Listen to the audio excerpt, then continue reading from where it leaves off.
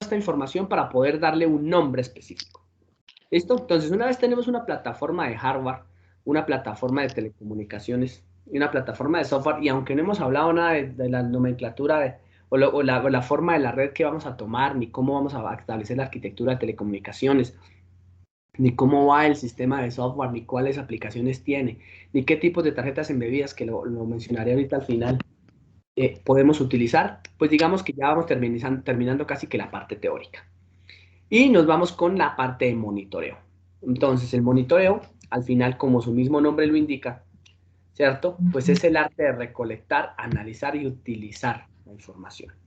Monitorear significa, ¿cierto? Recolectar información de dos tipos. Y son los dos tipos que venimos manejando desde el principio, ¿cierto? A través de encuestas, que digamos son de, podríamos decir, cosas de software, ¿no? Recolección de información en software a través de software con una plataforma transparente de comunicaciones y de Internet que está claramente específica, ¿cierto? Trabaja de manera puntual y que además, digamos, nos permite de manera, digamos, certera poder tener los datos organizados en su mayoría. ¿Qué quiere decir eso? Que la mayoría de encuestas que nosotros utilizamos suelen ser información relacionada, suele ser información o datos que están relacionados columna a columna, lo que indica, ¿cierto?, que eso nos va a entregar una base de datos relacional en su mayoría. Sin embargo, la segunda forma de recolección de información son los sensores electrónicos. ¿Listo? ¿Y por qué tienen que ser electrónicos? Porque obedecen al funcionamiento de un sistema físico que transforma una señal en electricidad. Ya les mostraré de qué forma la transforma en electricidad y cómo los fenómenos físicos tenemos que conocerlos en un determinado, digamos, en una determinada profundidad para poder entender cómo funciona el sensor. Y además, para poder caracterizar o poder conocer las características específicas del sensor y que nos permitan además tomar la mejor decisión a la hora, listo, de comprar.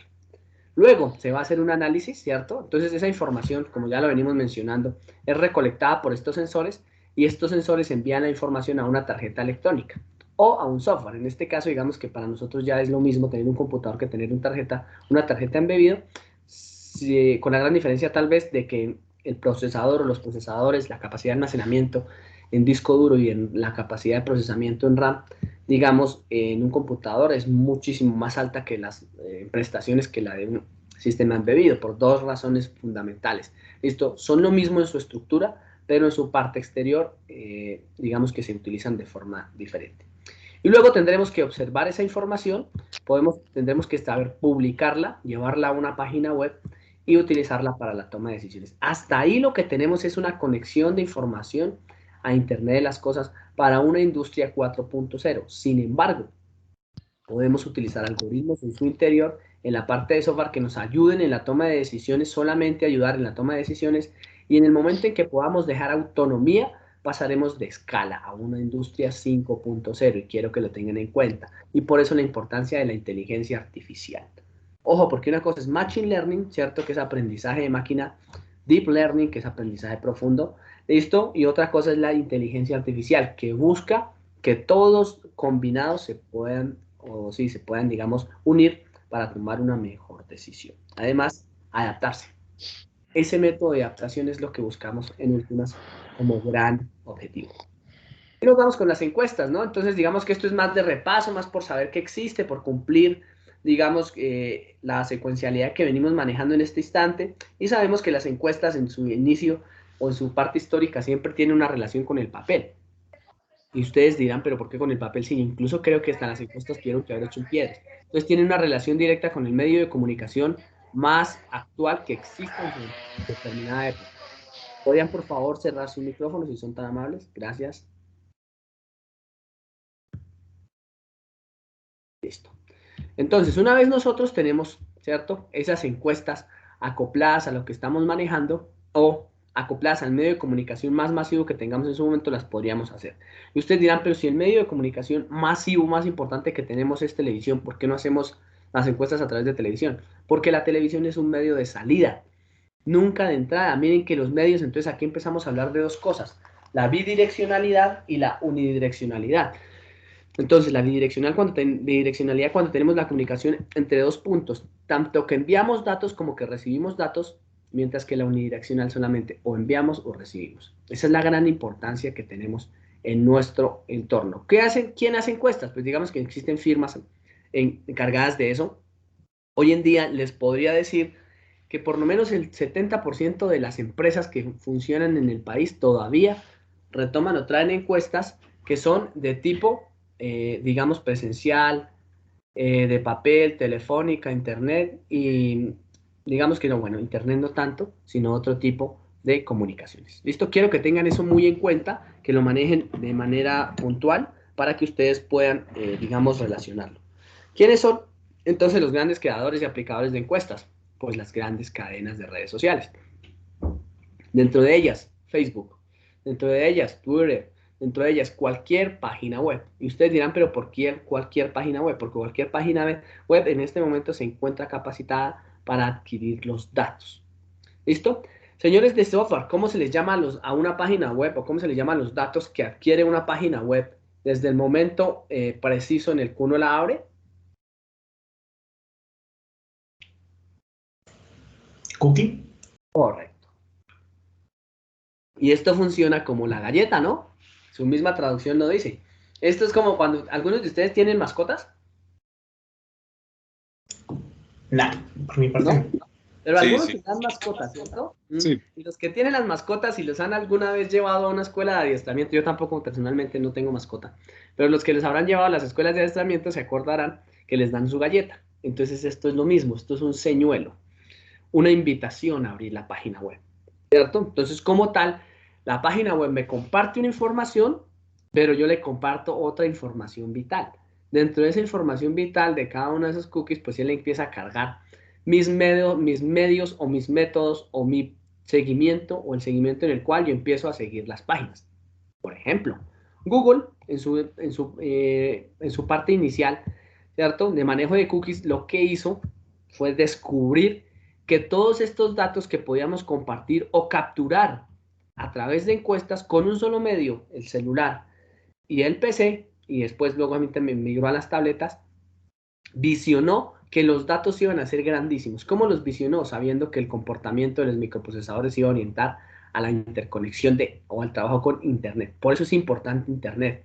Internet, como red mundial de comunicación, se encarga de que en cualquier punto en el que yo esté, pudiese adquirir los datos a través de un solo estándar de comunicación, uno solo, ¿cierto? Que se vino a convertir en TCP/IP, eliminando los protocolos de comunicación, digamos, interiores de hardware.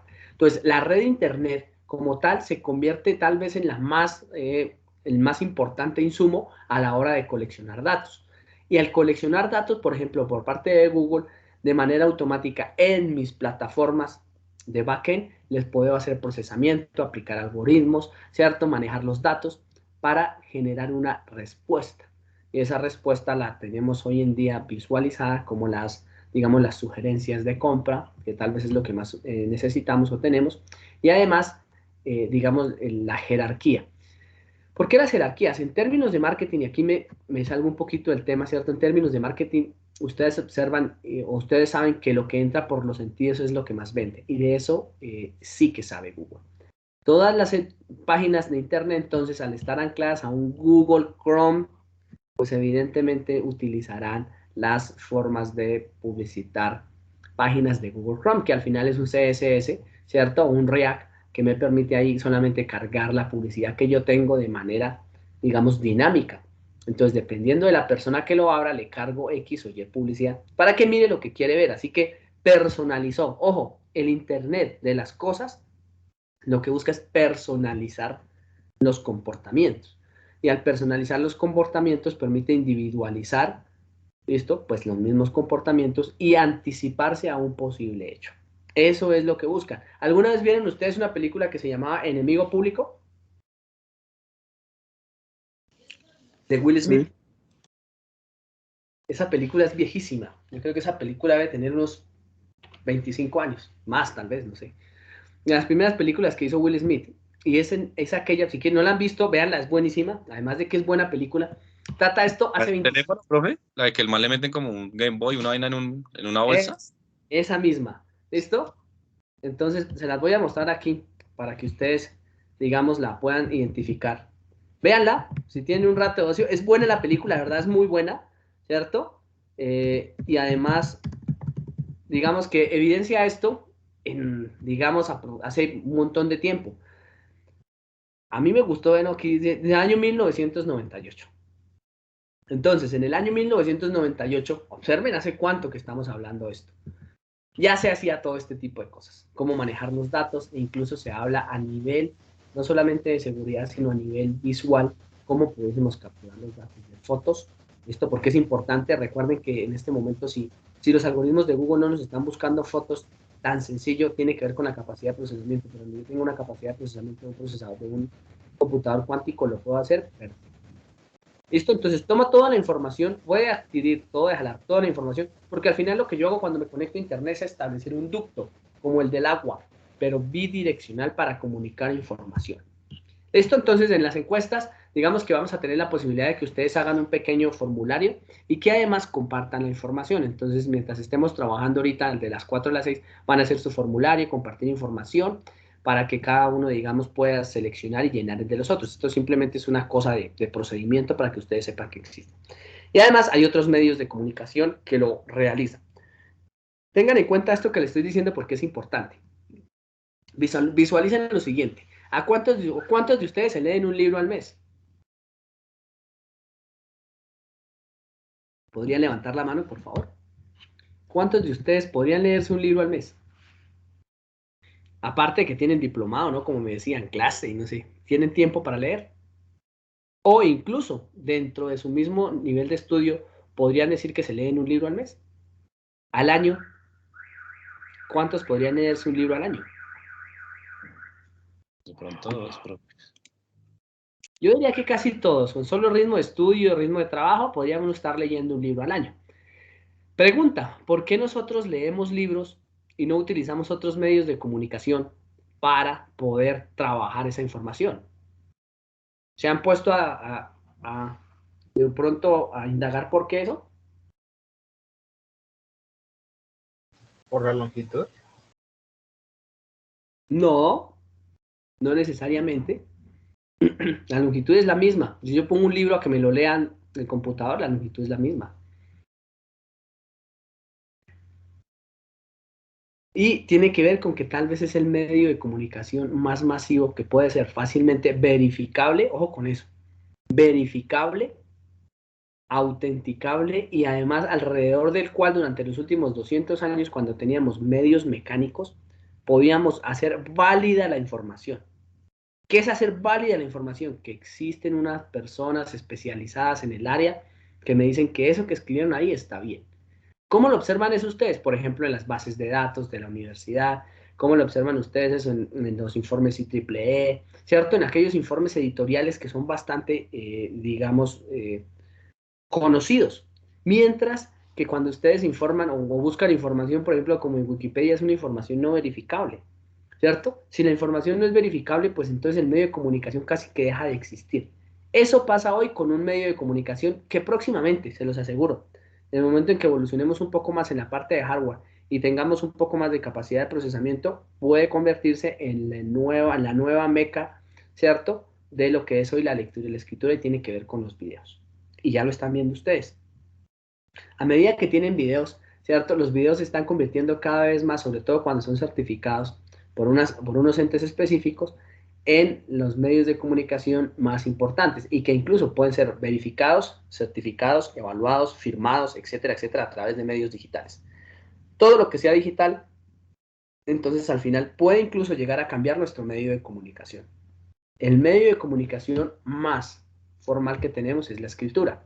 ¿Listo? Y por eso todavía subsisten hoy en día el papel, ¿cierto? Los procesadores de texto como Word, por ejemplo, porque me permiten tener y almacenar información en el tiempo, y no solamente almacenar en el tiempo, sino decirla y revisarla. Es más fácil revisar un escrito, ¿cierto?, que revisar un video y volverlo a editar. Eso piénselo por ese lado. Y otros medios de comunicación con los cuales pudiese hacer encuestas, el teléfono y cada vez medios de comunicación que se han ido quedando en el tiempo, ¿no?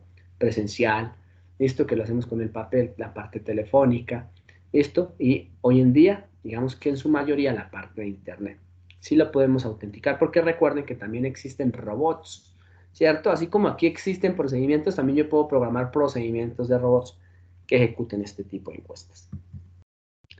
Esta será una actividad que nosotros tenemos para hacer ahorita más tarde, esa quedará de las 4 a las 6 con un tiempo específico para que ustedes llenen su formulario, ahorita lo vemos al final, y ya respondan el formulario de sus compañeros. Sin más, entonces nos vamos a lo que es software, ¿cierto? A conectar lo que es hardware, software.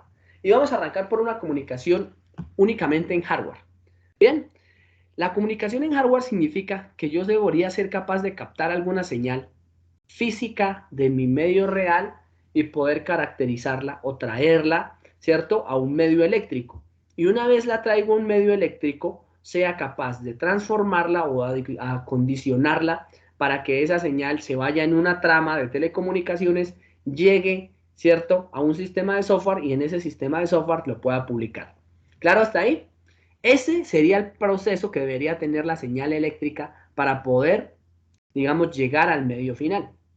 Sin embargo, para nosotros es muy difícil poder caracterizar, ¿cierto? Inicialmente, sobre todo para los que trabajamos en la parte de software, cómo trabajar con esos sensores en la vida real.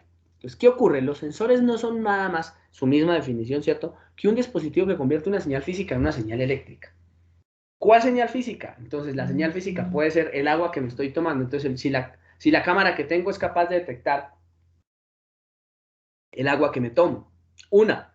Dos, la temperatura, que tal vez es algo que nos ha llamado la atención. Por la mañana estuve, por lo menos en mi caso, trabajando sin chaqueta y en la tarde ya la tuve que usar.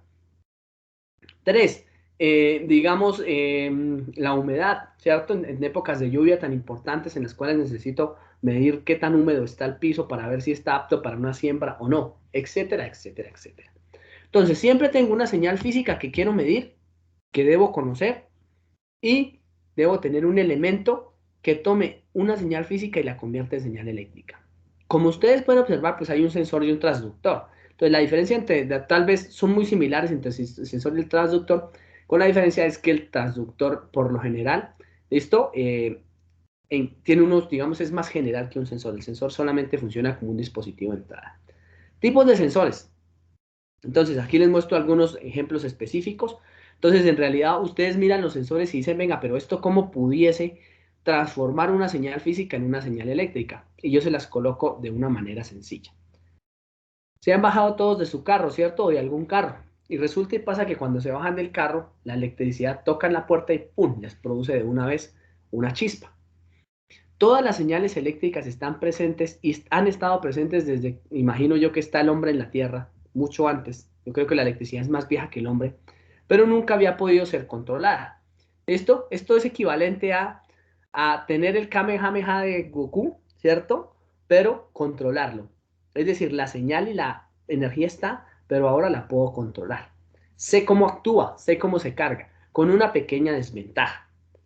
Lo tengo que hacer de manera tan sensible, tan a niveles de potencia tan pequeños, que si no soy capaz de identificarlo, es como si no existiera. Lo que nos pasa en este momento con la gravedad, ¿no? Nosotros sabemos que está ahí, pero no sabemos cuál es la partícula que la genera. Cuando lo sepamos, esto va a cambiar enormemente, como lo hicimos con la electricidad. Y pueden encontrar ese tipo de comportamientos en cualquier tipo de presentaciones. Aquí voy a tener un video de YouTube. ¿Listo? Denme un segundo. Vamos a ver un video de YouTube para que nos ayude a ilustrar un poco lo que estamos diciendo. Y a medida que lo vamos observando, les pido el favor de que nos miren o que ustedes pongan mucho cuidado a lo que trabaja el video. En realidad es relativamente corto, simplemente es una definición general de cómo trabaja el sensor. Los voy a proyectar. Denme un segundo, les voy a proyectar nuevamente para incluir el audio del video.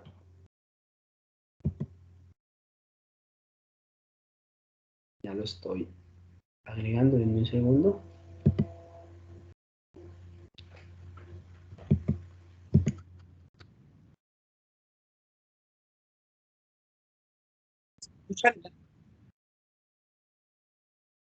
¿Ustedes escucharon algo? No, profe. Vale, denme un segundo ya. No, sí.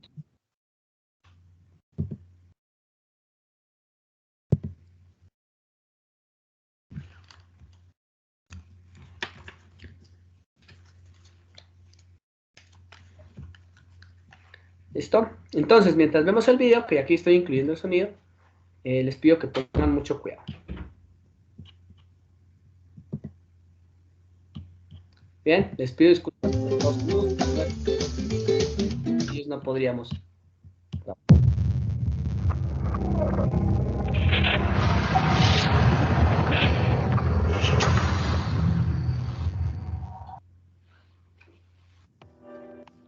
Hola y bienvenidos a la Boardilla del Loco. En este vídeo os hablaremos acerca de los sensores. Un sensor es todo aquello que tiene una propiedad sensible a una magnitud del medio, y al variar esta magnitud también varía con cierta intensidad la propiedad, es decir, manifiesta la presencia de dicha magnitud y también su medida.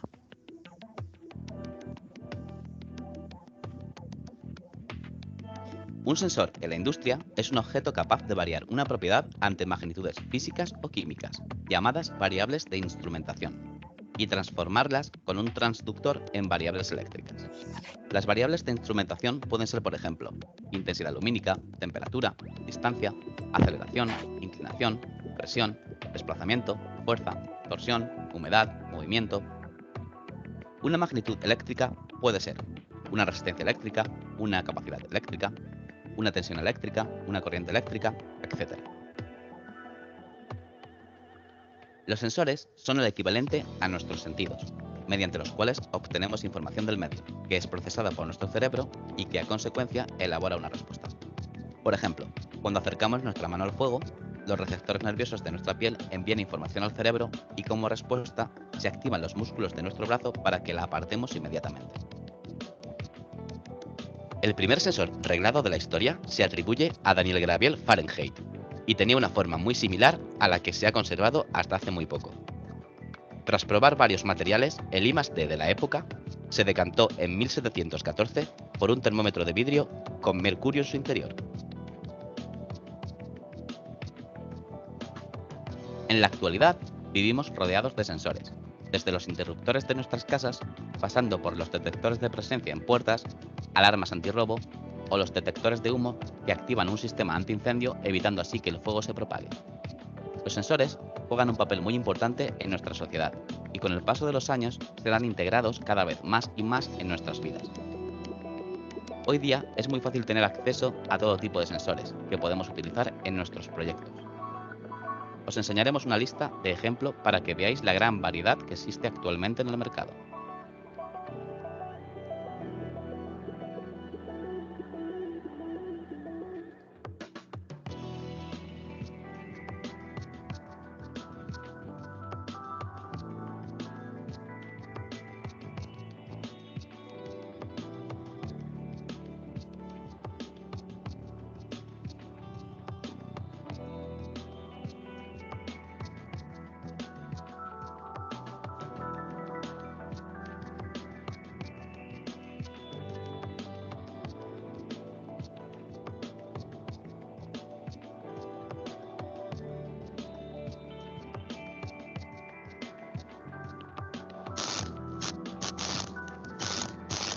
Listo, muchachos, entonces al final, observen que los sensores que nosotros tenemos, en realidad, listo, se podrían clasificar según su efecto físico.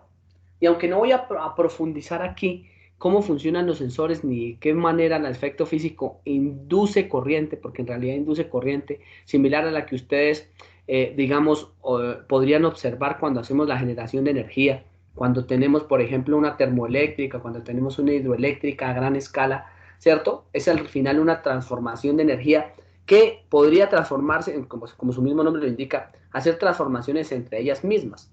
¿Listo? Es decir, los sensores lo que nosotros buscamos es que existiendo una señal de entrada cualquiera, nosotros podamos transformarla en una señal, listo, de electricidad. Es decir, nosotros buscamos que todas se puedan utilizar o ubicar en esta parte. Existen un montón de tipos de energías y eso será parte también del trabajo que ustedes van a hacer de investigación, pero al final lo que quiero que vean es que existe una energía, una transformación de energía en eléctrica, en magnética, su mayoría, digamos que en estas dos, en magnética y en magnética, porque son las señales que podemos nosotros transferir o transportar o convertir en electricidad para poder ser llevada a un determinado estado. Dos cosas a tener en cuenta, y quiero que ustedes lo manejen muy bien. Los sensores, única y exclusivamente para leer las señales, como puede ser en este determinado instante la cámara que están viendo, utiliza muy baja potencia. En términos generales de unidades, llamamos potencia a aquellos valores que están, digamos, por debajo de los 100 milivatios, 10 milivatios. Son sensores muy poco detectables. ¿Y por qué tienen que ser así? ¿Por qué tienen que manejar baja potencia? Porque de lo contrario interfieren en la medida que están tomando. Les voy a hacer una suposición. Supongan que ustedes estuviesen tomando una cámara con muy alta potencia y que esa cámara generara tanta potencia que el láser me quemara la cara. Pues de manera automática, pues yo quitaría la cara. Entonces afecto la medida. Por eso tienen que manejar muy baja potencia. ¿Listo? Y como manejan baja potencia y que ya sabemos que me generan un voltaje, pues por general manejan unos voltajes de 0 a 5 voltios para que sean fácilmente acondicionables a nuestra tarjeta embebida. Cosas a tener particularmente en cuenta. Y es que los sensores tienen una clasificación según, listo, su aporte de energía, señal de salida y demás. Observen la tarjeta aquí. Vamos a empezar a tocar aquí temas eléctricos. Entonces, en el hardware siempre existe una tarjeta electrónica. Y la tarjeta electrónica tiene unos pines de ingreso, ¿cierto? Que afortunadamente hoy en día ya me traen los sensores listos para colocarlos. Entonces yo cojo los sensores, los coloco y ya vienen casi que listos para trabajar. Sin embargo, muchas veces estos sensores no vienen acondicionados. ¿Eso cuándo ocurre? Cuando yo, por ejemplo, compro un sensor de una marca X y tengo que verificar sus condiciones de trabajo. Ahorita miraremos un ejemplo específico de selección. Pero tengo que verificar muy bien que los valores que me indica el sensor, tanto en voltaje, valores físicos y demás, sean congruentes con lo que recibe la tarjeta. Para tener en cuenta, casi todas estas tarjetas reciben 5 voltios. 3 o 5 voltios, no reciben más, o 3 o 5 voltios, en su mayoría 5 voltios. Si los sensores que compran ustedes son para 5 voltios, ya está, ahí les funciona. ¿Listo? Entonces se clasifican en eso, según su aporte de energía y según su señal de salida. Entonces, es importante porque les voy a mencionar esto muy intensamente. Según su aporte de energía, se clasifican en aquellos que son moduladores, es decir, necesitan que algo los alimente. Necesitan una fuente de alimentación, un voltaje, cualquier cosa, o son generadores, es decir, toman energía del medio ambiente. Esos son dos tipos de sensores. Por ejemplo, si ustedes tienen si pudiésemos llamar al panel solar un sensor de sol, por ejemplo, porque pues ese pudiese ser un sensor de sol, efectivamente, pues ese sería un sensor generador. Pero ahora, si tuviésemos un sensor modulador que solamente detecte la señal si está alimentado, como pudiese ser un sensor de proximidad o las cámaras que ustedes tienen para poder detectar que la gente se acerca a sus casas, pues necesitan conectarlos para que funcionen. De lo contrario, no van a funcionar, incluso aún teniendo baterías. Entonces existen dos tipos, ¿no? Moduladores, que los llamamos activos, y generadores, que los llamamos pasivos. ¿Listo? Y según su señal de salida, y aquí es importante porque voy a hacer un ejemplo de cómo se caracterizaría aquí una señal, según un sensor, según su señal de salida. Y voy a hacer una comparación entre algo que es digital y analógico. ¿Por qué lo voy a explicar? Porque seguramente se los van a preguntar cuando ustedes seleccionen un sensor X o Y. Entonces, nosotros llamamos digital a algo que tiene solamente dos estados. Es decir, o tiene el on o tiene el off. O tiene el 1 o tiene el 0. O tiene, no sé, vacío o tiene lleno. ¿Listo? Eso es algo digital. ¿Dónde pueden ustedes utilizar este tipo de sensores digitales? Donde necesitan solamente este tipo de aplicaciones. Ejemplos típicos, un interruptor. ¿Cierto? El interruptor que ustedes tienen en este momento enfrente de su habitación o en su habitación es on-off, el botón de encendido de sus computadores. Todas las teclas de su computador, aún incluyendo el mouse, pues son digitales, ¿cierto? Se reciben una señal digital, ¿cierto? O está oprimida la tecla o no está oprimida. O está shift arriba o no está arriba. O está encendido o está apagado. ¿Listo? ¿Lo observan? Son todos estados digitales. Sin embargo, existen otro tipo de sensores que son analógicos. Esos sensores analógicos, digamos que se caracterizan porque tienen más estados. Pueden llegar a tener tantos estados como bits tengan. Y esto lo voy a explicar muy bien. Entonces, si ustedes en un determinado instante llegasen a tener una señal que necesitan monitorear de manera analógica, no sé, voy a colocar aquí una señal cualquiera. Supongamos que ustedes tienen que censar esta señal analógica, ¿cierto? La señal analógica me dice que este es el valor que yo voy a censar. Entonces, esta es la señal de comportamiento de un determinado fenómeno. Por ejemplo, les coloco fenómenos específicos que ustedes pudiesen observar en la vida real. La tasa de crecimiento, ¿cierto?, de personas, no, ni siquiera de personas, de microorganismos dentro de un análisis COVID. ¿Listo? Entonces, si yo tuviese un sensor que me dijese, o que me dijera, por ejemplo, en protección contra el cáncer, ¿cuál es la tasa de crecimiento del cáncer en porcentaje de un día respecto al otro, de una hora respecto a la otra? Esto para mí sería maravilloso, porque si tuviese un sensor, él me pudiese enviar una señal analógica. Sin embargo, la señal analógica tiene un on y un off de manera indirecta. ¿Cuál es ese on y ese off de manera indirecta? Va a tener una señal 0 y va a tener una señal 1 o una señal máxima, que es lo que nosotros llamaríamos la relación directa entre un sensor analógico y un sensor digital. La distancia entre estos dos sensores, entre estos dos valores mínimo y máximo, es lo que yo llamo analógico y me permite tener tantas escalas como bits tenga. Y ustedes dirán, pero ¿por qué hace la relación el profe con los bits? Sí, observen esta escala. Si supongamos la relación que yo quiero, ¿cierto?, es una transformación específica de datos, yo lo que quiero trabajar aquí, no sé, fuese trabajo en esta distancia. Pues si hay el número de células, estoy contando el número de células de cáncer en una persona, digamos, hablemos del cáncer de mama, ¿cierto? O lo que para muchos pudiese ser el cáncer de próstata, supongámoslo. Y nosotros decimos que aquí tiene cáncer y aquí no tiene cáncer. Y por aquí están los valores normales. Entonces, él siempre me tiene que estar, esperen, escribo los valores normales, por aquí, ¿cierto? Hasta aquí están los valores normales, digamos que es los rangos de una persona, y si nosotros necesitamos establecer punto a punto cuál va a ser la medida, por ejemplo, si ustedes hicieran punto a punto, yo quiero establecer la medida acá, quiero establecer la medida acá, y generar un gráfico. Miren, pues yo necesitaría colocar esto de manera eléctrica para que se acondicionara de manera automática. Así que se trabajan con sensores analógicos y los sensores analógicos son bits. Y les voy a explicar cómo funcionan los bits.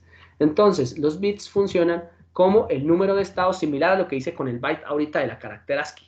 Si yo tengo 8 bits, ¿cierto? Quiere decir que yo voy a estar manejando del 0 al número 255. Para los que de pronto se les hace difícil manejar cómo trabajan los bits, esto es como si yo tuviese la siguiente tabla. Voy a insertar o voy a abrir aquí mejor una tabla específica para que ustedes la puedan observar. Por ejemplo, esto es como si yo tuviese esta tabla y yo dijese, bueno, los números en bits para transformarlos son, este es el 0, mire, 8 bits, 3, 4, 5, 6, 7 y 8. Y esto es como si tuviera 8 sensores. Y esto empieza a subir, entonces esto sería 0, 0, 0, 0, 0, 1. Entonces, ¿cómo se maneja esto y cómo se transforman los números a bits de manera directa? Lo voy a colocar, es muy sencillo, ¿cierto? Ustedes solamente colocan aquí el 2 elevado a la 0, ¿cierto? 1. Este, 2 elevado a la 1, que es 2. Este, 2 elevado al cuadrado. Y así va en potencias de 2. ¿Por qué razón? Porque esto al final no es más que una combinatoria. Entonces, ustedes hacen este tipo de cosas. Voy a copiarlo aquí para que lo pueda ejecutar. Solamente cambio sus números. 2 elevado a la 3. 2 elevado a la 4. 2 elevado a la 5. 2 elevado a la 6. Y 2 elevado a la 7.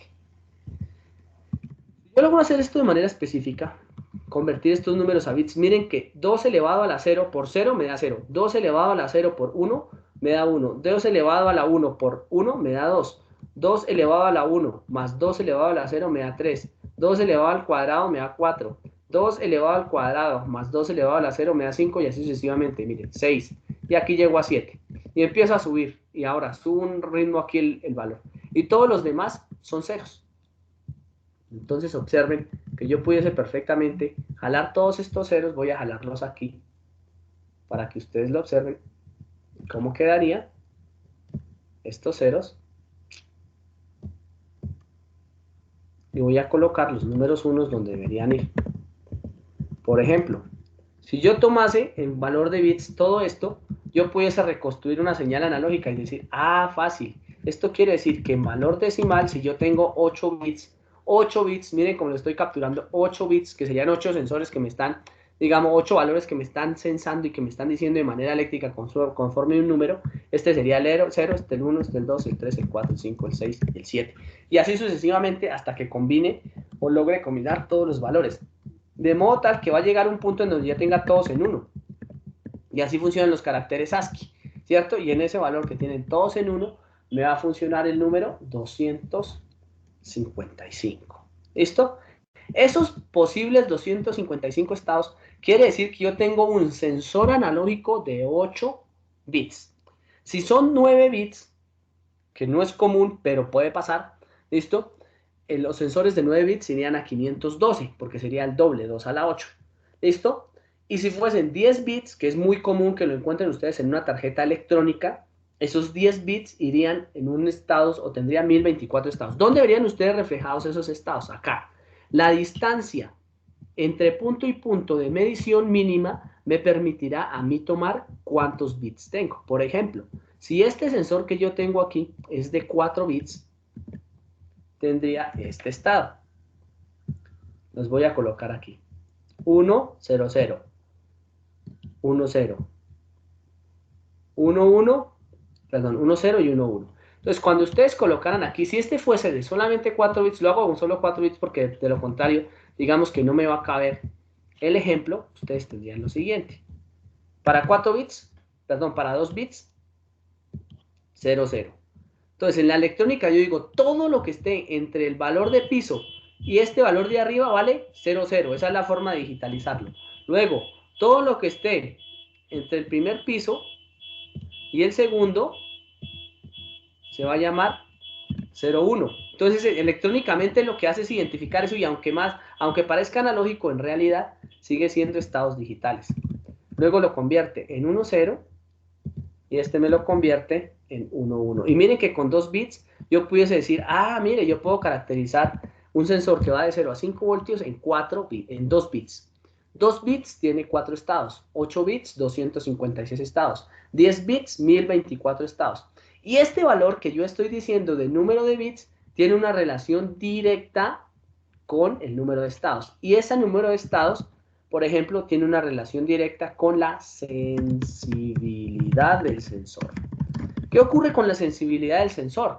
La sensibilidad del sensor es el máximo que yo puedo medir menos el mínimo que puedo medir dividido en el número, en 2 elevado al número de bits.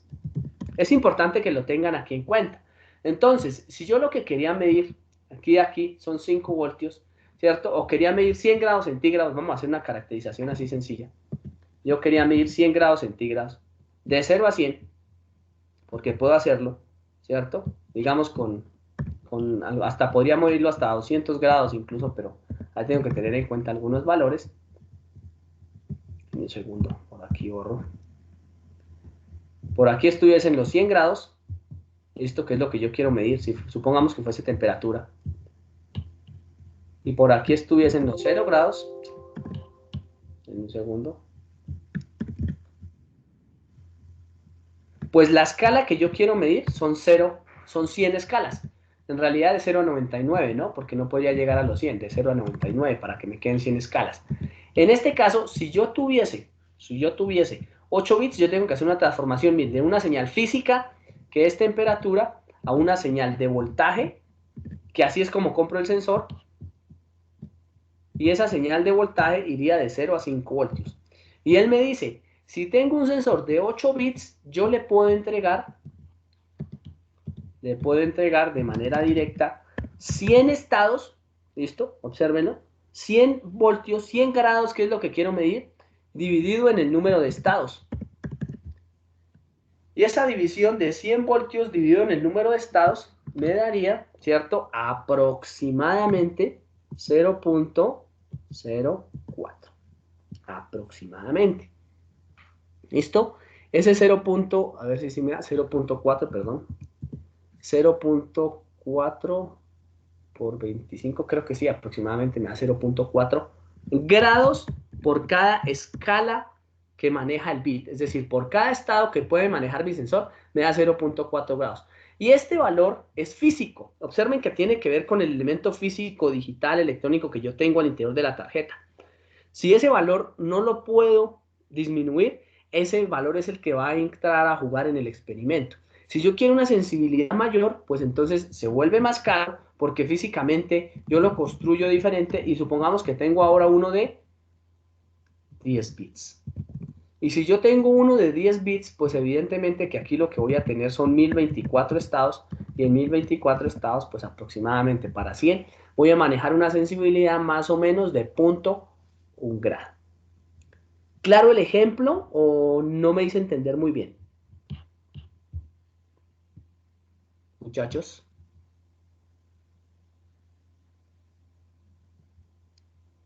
¿Claro el ejemplo? Hola, ¿me oyen?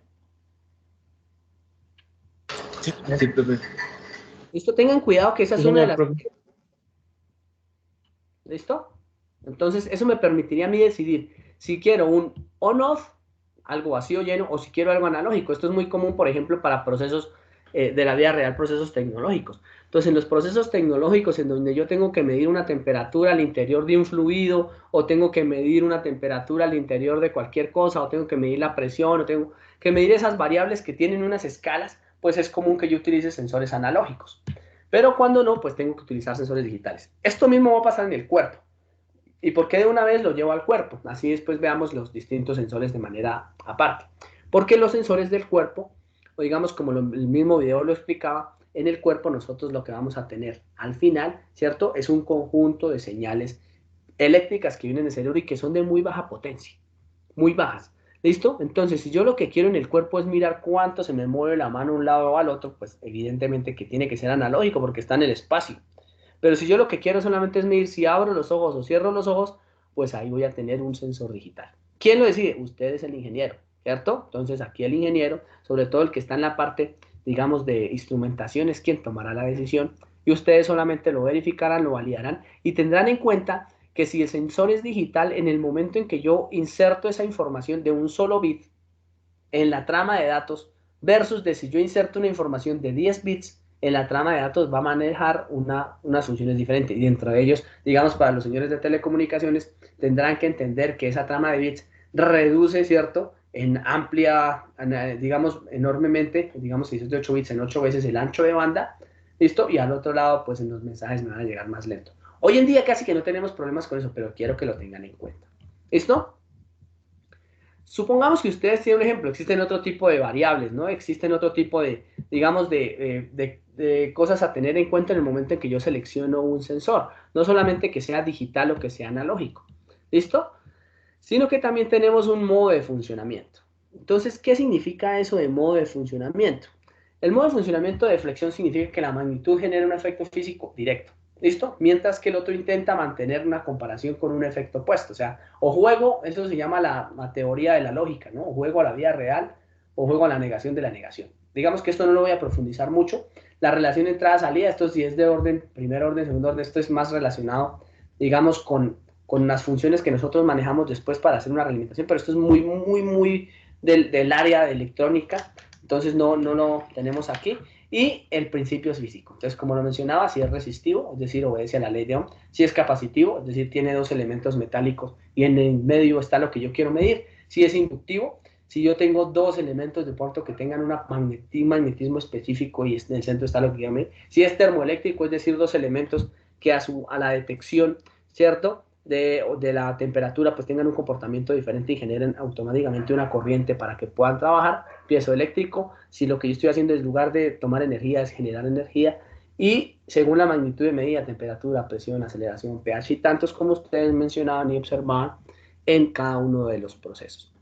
Todo ese conocimiento de la clasificación de sensores y demás nos lleva a que podamos, digamos, a establecer una serie de variables a la hora de seleccionar un sensor.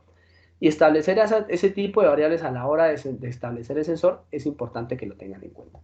Supongan que vamos a seleccionar un sensor de temperatura. Si nosotros vamos a seleccionar un sensor de temperatura, no es buscar la termocupla y la compro y se acabó. Depende el ambiente en el que ustedes están trabajando. ¿Y ustedes cómo así que depende del ambiente en el que estén trabajando? Sí, porque en función de lo que yo necesite para cada una de estas aplicaciones que les estoy mostrando, precisión, material, sensibilidad, durabilidad, linealidad, tiempos, robustez, intervalo y demás, pues cada uno de ellos, digamos, a medida que lo voy trabajando o lo voy volviendo más específico, pues se vuelve más caro. Esto, entre más trabajo tenga esto, pues más caro. ¿Listo? Entonces, supongamos que vamos a seleccionar un sensor de temperatura que va a estar dentro de una sala de cuidado neonatal de un hospital. ¿Listo? En un minuto, por favor. O aquí usemos de la participación de alguno. ¿Cómo lo seleccionarían? ¿Y por qué? Hablemos con Julie.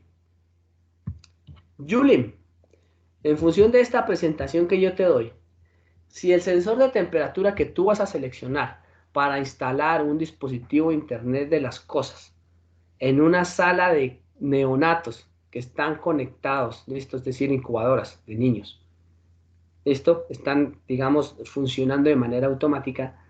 ¿Cómo seleccionarías el sensor? Y bajo las que están en azul, ¿cuáles seleccionarían? Por ejemplo, durabilidad. ¿Cuál seleccionarías? ¿Que fuese de gran vida útil o una vida útil corta? ¿Y por qué?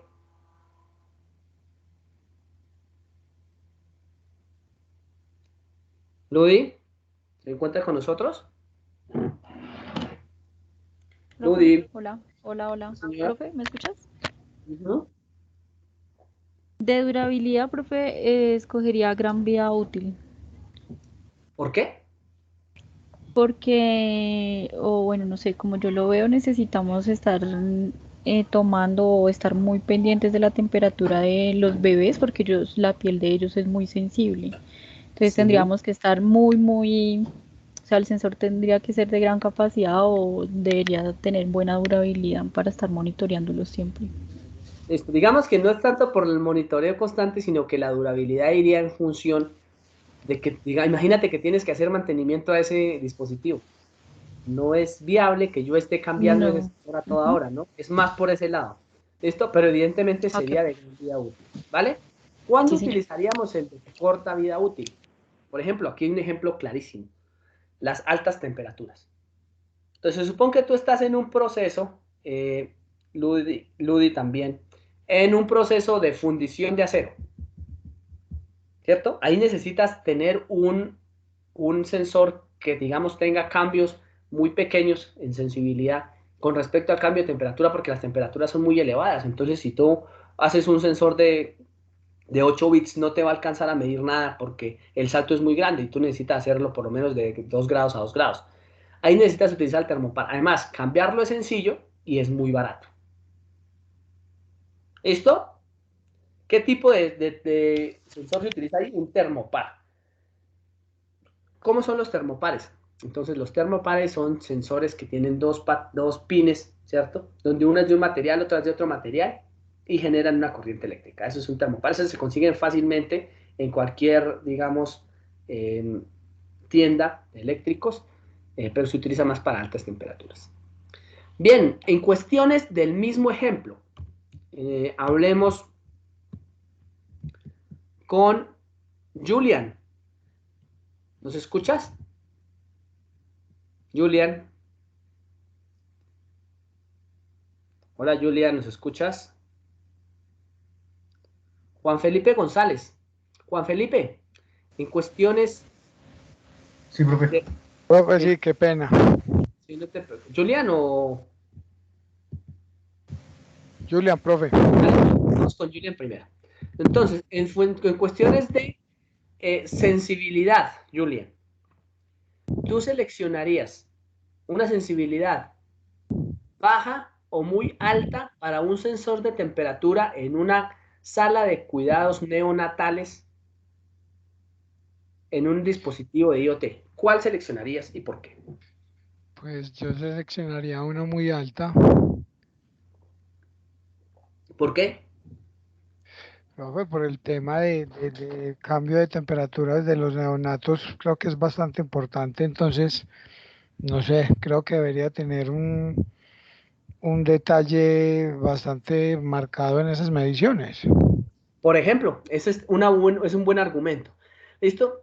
Digamos que los rangos de funcionamiento por lo general de un neonato nos indican que incluso en el cuerpo humano, ni siquiera en el neonato también, los cambios de temperatura deben ser muy pequeñitos. Entonces, por ejemplo, se los voy a colocar aquí de manera específica porque nos estamos orientando al cuerpo humano. Ustedes sufren de hipotermia y pueden morir de hipotermia cuando su cuerpo baja de los 32 grados. Cuando baja de los 33 ya están muriéndose ustedes. Su temperatura corporal normal está alrededor de los 36 grados. Y cuando se sube de 40 grados, que fue lo que pasaba con COVID, ¿lo observan? Digamos que nos cocinábamos vivos, ¿cierto? Y empieza a tener unos problemas o afectaciones ya psicológicas y neuronales importantes, como alucinaciones. En ese tipo de casos, digamos que la sensibilidad es de 32 a 40 grados. ¿Lo observan? 8 grados. En, digamos, 1000 estados, ustedes podrían decir, pero si es 8 grados, pues yo le coloco 3 bits y se acabó. O sea, cada grado yo no lo tendría tan así. Yo llevaría a una alta sensibilidad. Entonces, yo utilizaría una sensibilidad muy alta con un termopar. ¿De acuerdo? ¿Cómo funcionan los termopares? Entonces, son estos termómetros que ustedes utilizan generalmente. Listo, que aunque no tienen una gran vida útil, ¿cierto? Como es la del termopar, observen que aquí ya empezamos a aclarar, tienen una vida útil, digamos, disminuida en cuestión con los de métodos resistivos, pero que su sensibilidad es alta, el que se colocan ustedes o el que tienen en la casa, el que venden de 15.000 pesos en la droguería, ¿han visto que tiene una punta metálica? Tiene una punta metálica y otra punta por dentro que no lo es. Entonces, digamos que ahí genera las dos, la diferencia de corriente, y esa diferencia de corriente en función de la temperatura, evidentemente les va a dar su temperatura específica. Alta sensibilidad para esos termopares. Listo, en ese mismo orden de ideas, entonces vamos con, ahora sí, creo que estaba Juan Felipe, creo que era. Juan Felipe. Sí, sí, profe.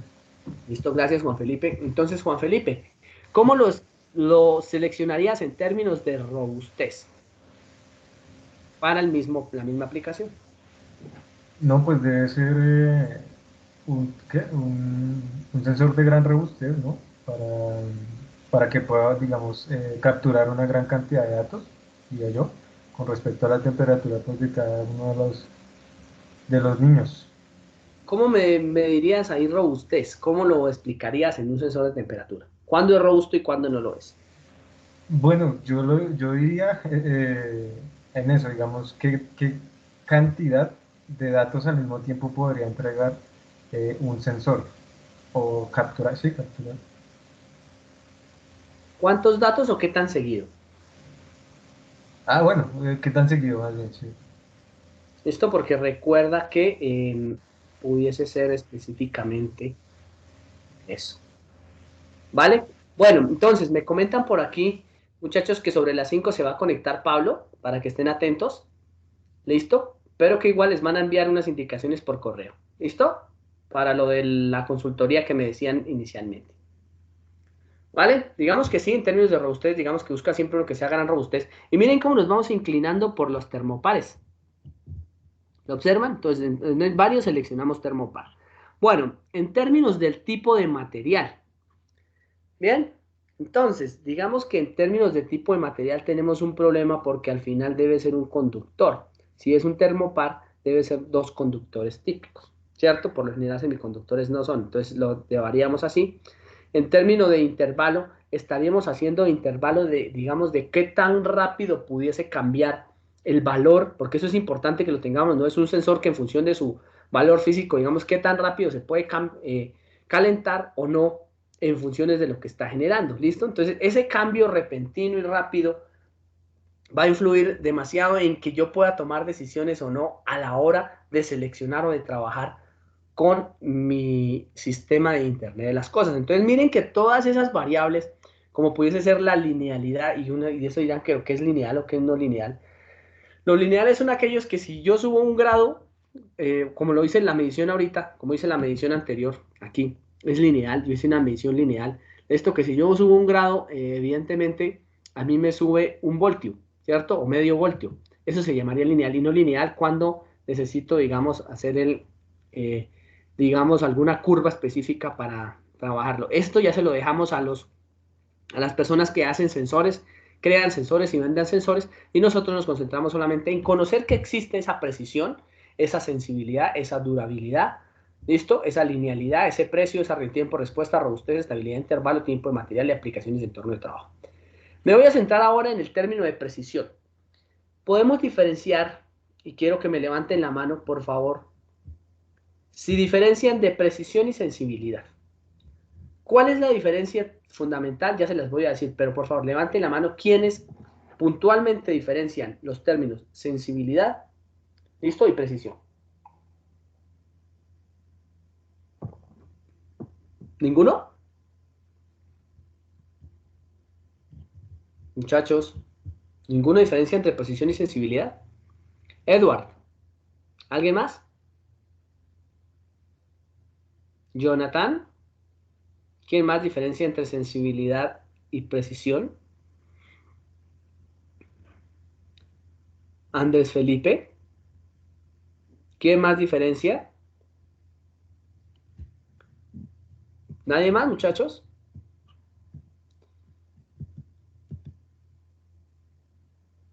Profe, pues de forma precisa no. Uno sabe más o menos la diferencia de cada cosa, pero preciso, preciso no. ¿De forma precisa o de forma sensible?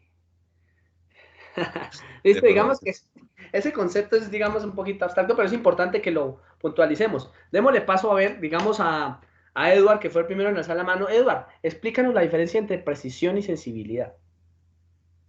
Digamos que precisión es la unidad exacta o el valor exacto en el que puedo tomar una medida. Y la sensibilidad puede estar orientado es que independientemente de la cantidad de datos que yo tenga, voy a obtener varios. Es decir, que la sensibilidad puede ser un ejemplo de un sensor de gas. Entre más sensible es el sensor, más datos puedo tener, recoger, o voy a tener una mayor cantidad de datos. Mientras que no se garantiza la precisión de estos, que puede ser que al tomar tantos variables, puede cambiar muy fácil la precisión del sensor, que los valores pueden ser irreales o que de pronto pueden ser alterados con el tiempo.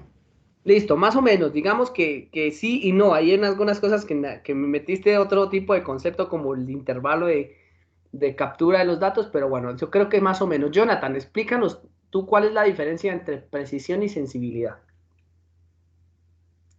Pues precisión es básicamente sinónimo de exactitud, que es lo que mencionaba el compañero Edward. Y sensibilidad es la capacidad que tiene de capturar esa información, porque una cosa es precisión, que sea exacto en los datos, y sensibilidad, que es la capacidad que tenga de poder capturar los datos a lo que esté programado para poder tomar información. Listo, Jonathan, si tú tuvieses en este determinado instante el tiempo, tu reloj, si tienes un reloj, ¿listo? Cuando tu reloj es preciso, pero no es sensible.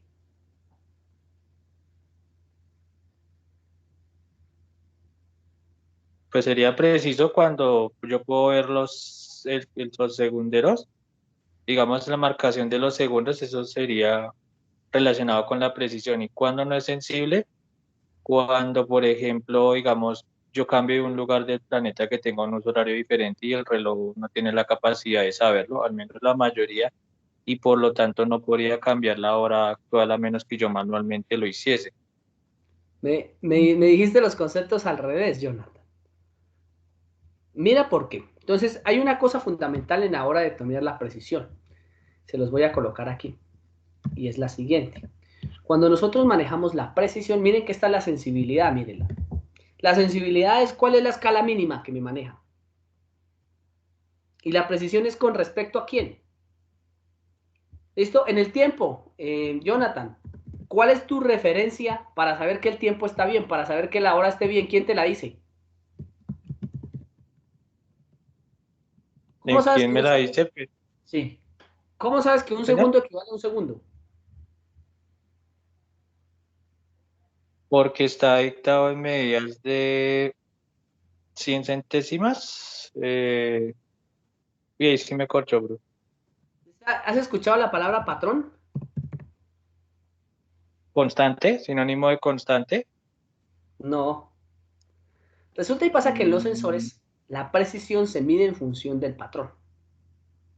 Y ustedes dirán, ¿cómo así? Sí, siempre hay un patrón. O sea, los sensores, imagínense que los sensores, nosotros en realidad los que caracterizamos los sensores somos los seres humanos y los patrones son como los dioses.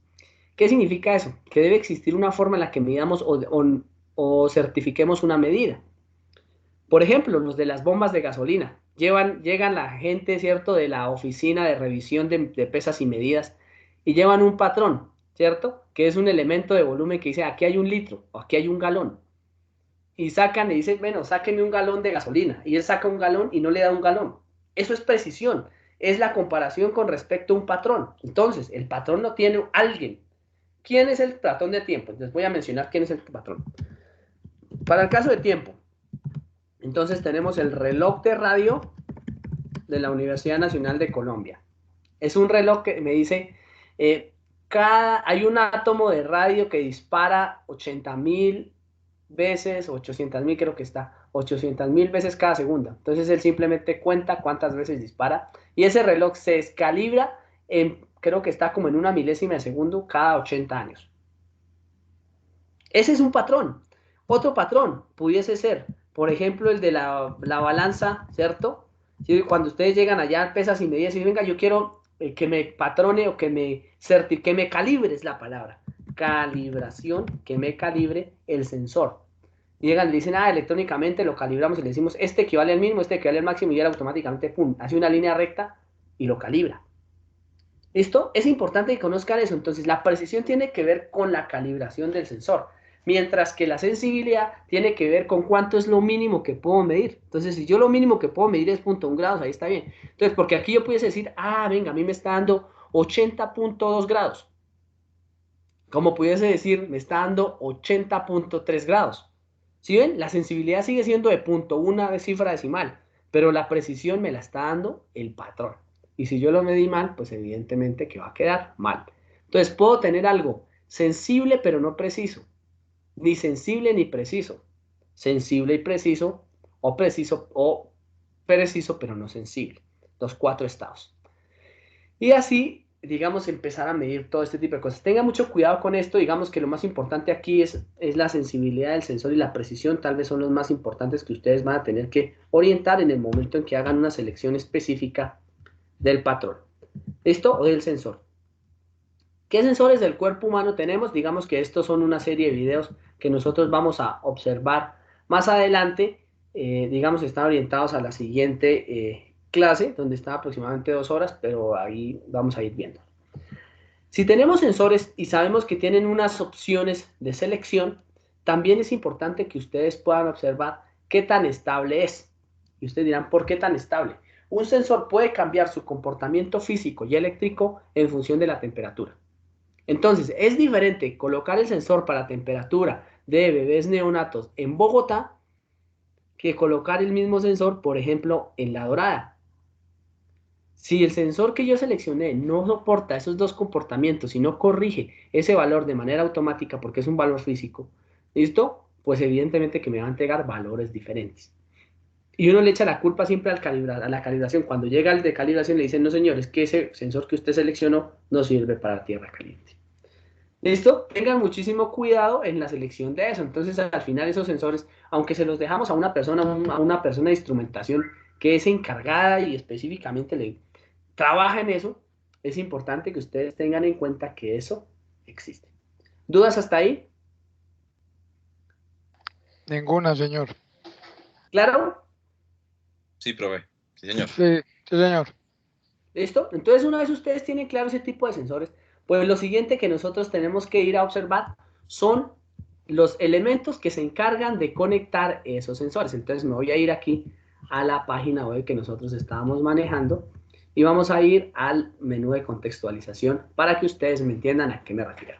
Entonces, una vez estoy en el hardware, ¿cierto? Observen que estoy aquí en el hardware y ustedes parece que aquí ya algunos alimentaron y están, digamos, trabajando relativamente bien. En ese hardware ustedes van a poder encontrar, denme un segundo, me muevo a la parte izquierda, en esos sensores, esto por aquí están, todos esos sensores, van a poder encontrar que estos sensores deben estar conectados a un hardware específico. Y entonces los sensores se convierten en parte eléctrica de ese hardware. Esa parte eléctrica de ese hardware que controla todos los sensores se conoce como, voy aquí a darle, denme un segundo, la tarjeta embebida. Entonces, vamos a hablar de historia. Inicialmente aparecen los microcontroladores. ¿Qué es eso? Un circuito o chip programable. Un chip programable, igual como ustedes tienen en este momento programado su computador cuando hacen una aplicación web, etcétera, existe un chip que es microcontrolable y programable. Pero ¿qué ocurre? A medida que evoluciona estos microcontroladores, empiezan digamos, a perder vigencia porque sus aplicaciones son limitadas. Entonces, utilizaban muy pocos bits, eran muy lentos en cuestiones del cristal, ¿no? El microcontrolador en sí mismo, digamos, generaba poca fiabilidad, etcétera, etcétera. Entonces evolucionan a aquellos valores que nosotros, o a tarjetas controlables. Dentro de esas tarjetas controlables, digamos que el chip, el microcontrolador venía solito, entonces digamos que el electrónico tenía que adaptarle hacerle la electrónica, colocarle los LEDs, adaptar las entradas, que no se fuera a quemar, etcétera, etcétera. Y una vez tengo esa adaptación, esas tarjetas se convierten en un computador, ¿cierto? Y empiezan a convertirse en un PC. Y aquí ya vamos anclando por allá los PCs que nosotros mirábamos ahí. Pero tiene una desventaja estas tarjetas electrónicas como PC, y lo van a observar más adelante. ¿Cuáles son esas desventajas como tal de la tarjeta electrónica como PC? Que es muy costoso para algunas aplicaciones, para otras no tanto. Sin embargo, para aplicaciones específicas se crean unas tarjetas que se llaman controladoras lógicas programables, hoy conocidas como PLCs, ¿listo? Y además de eso, en la evolución de los últimos 15 años, se crean unas tarjetas que tienen las mismas prestaciones y que actúan como sistemas embebidos.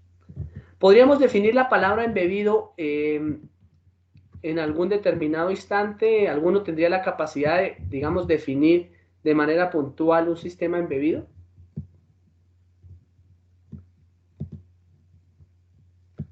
Muchachos, ¿pudiésemos definir un sistema embebido? Un PC sí, ¿cierto? Daniel, por aquí que está cerca. Daniel, ¿podrías definir un sistema embebido? Y profe. ¿A qué le suena esa palabra embebido? Como prohibido, no sé, como algo así. ¿Como un sábado bebido? No, eso no. ¿Cierto que no? Sonaría, ¿cierto? A un sistema, obsérvenlo bien, que está o que funciona por sí mismo. ¿Listo? Es decir, que dentro de su tarjeta de procesamiento puede ejecutar todas las tareas. Y ustedes dirán, ¿pero cuáles tareas? Pues las tareas que ejecuta el PC. Entre ellas, trabajo y control con todos sus dispositivos periféricos. Es decir, que sea capaz de conectarse a la pantalla, que sea capaz de conectarse al teclado, al mouse y ese tipo de cosas. Para nuestros ingenieros de software, ¿cierto? De pronto, digamos que todos prácticamente aquí, la creación del primer PC, y si no lo han visto, vean la película de Jobs, buena película, ¿cierto? Cuando hace la unión con su socio de Apple, evidentemente ese socio es el que crea el PC. Y ese trabajo que hizo el de tomar una tarjeta microcontroladora y conectarle pantalla, conectarle un teclado, conectarle todos esos sistemas alrededor, es lo que se llama el trabajo más fuerte en el firmware, ¿cierto?